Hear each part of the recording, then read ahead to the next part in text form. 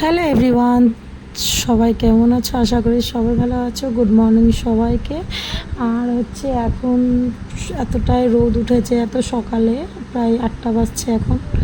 সকালটাতে এতটাই রোদ উঠেছে আর কি গরম লাগছে বাইরে। আর আমাদের এই ঘরটা এমনিতেই ঠান্ডা, তাও মনে হচ্ছে এত গরম লাগছে যে কি বলবো।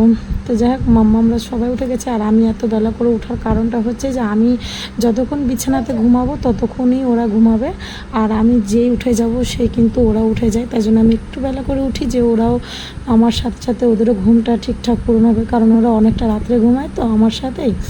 তাই জন্য একটু দেরি করেই উঠলাম। আর আমি প্রত্যেকটা দিন এরকমই উঠি 7টা থেকে 8টার সময়, আমরা এরকম টাইমে ঘুমিয়ে উঠি। তো এখন ফার্স্ট কাজ হলো প্রথমেই আমার ঘর ঝাড় দেওয়া। ঘর ঝাড়টা দিয়ে দিয়েছি, তারপরে একটু বিছানাটা গুছিয়ে নিয়েছি, তারপরে বাইরেটা ঝাড় দিব, বাসন মাজবো। এখন অনেকটাই কাজ আছে, তো সব কাজই করব। এত রোদ বাইরে, জানলার দিকে তাকালে কি রোদ উঠেছে, মানে কি বলবো, মনেই হচ্ছে না, মনে হচ্ছে এখন প্রায় 10টা 11টা বেজে গেছে এরকম লাগছে। তো এখন ব্রাশ করিয়ে মামামদেরকে ব্রাশ করাবো, আমি ব্রাশ করবো, দিয়ে একটু চাটা খাবো, তারপরে অন্য কোনো কাজ করবো। আর আমি সকালে উঠে যে একটু চা না খাই না, তো আমার কিচ্ছু ভালো লাগে না।